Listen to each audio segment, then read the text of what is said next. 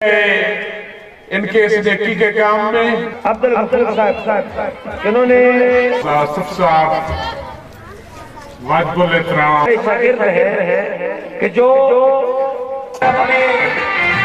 अदारे में मेहनत माहिर है, इसलिए टैबलो मिस कर रहे हैं क्योंकि वक्त बहुत है कि वो इंतहाई मसरूफियत में से वक्त निकाल के और वो तमाम मेहमान जो अल्लाह ताला इस दुरूद पाक की बरकत से सभी साथिये उड़ानों के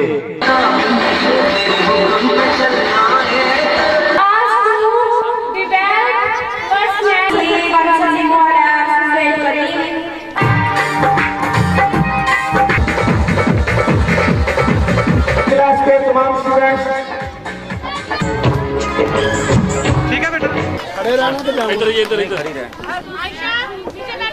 मोअज़्ज़ज़ नाज़रीन, वीडियो देखने से पहले हमारे चैनल को सब्सक्राइब करें और घंटी का बटन दबाकर अपनी मोहब्बतों से नवाजें।